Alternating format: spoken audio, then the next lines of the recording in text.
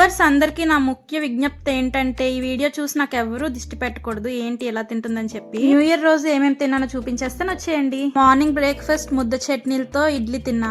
తర్వాత అమ్మ దర్శనం కోసం అని చెప్పి టెంపుల్ కి వెళ్ళాము, అక్కడ ప్రసాదం ఇచ్చారు, అది కూడా తిన్నాను. ఇస్కాన్ టెంపుల్ కి వెళ్ళకపోతే ఆబ్వియస్లీ నా న్యూ ఇయర్ అనేది ఇన్కంప్లీట్, సో అందుకే కన్నయ్య చూడడానికి అయితే ఇస్కాన్ టెంపుల్ కూడా వెళ్ళిపోయాము. అక్కడ కూడా ప్రసాదం ఇచ్చారు, అది కూడా తినేసా. టైం చూసేసరికి లంచ్ టైం అయిపోయింది. సరే లంచ్ చేద్దాం అనుకొని ఇంకా సీన్ బాబు కోడ్ పులావ్కి వెళ్ళాము, ఆఫర్ పెట్టారని. పులావ్ కొంచెం స్పైసీగా ఉంది, సో అందుకే కూల్ గా స్వీట్ గా ఏమైనా పొట్టలో వేద్దామని చెప్పి ఫలూడా తాగి తర్వాత రోడ్డు మీద అలా వెళ్తుంటే ఏంటి న్యూ ఇయర్ రోజు అన్ని తిన్నావు, నన్ను తినవా అని పానీపూరి నన్ను పిలిచినట్టు అనిపించి ఇంకా పానీపూరి కూడా వెళ్ళి తినేసా. ఇన్ఫాక్ట్ నాకు కూడా న్యూ ఇయర్ రోజు పానీపూరి తినకపోతే ఇన్కంప్లీట్ గానే అనిపిస్తుంది.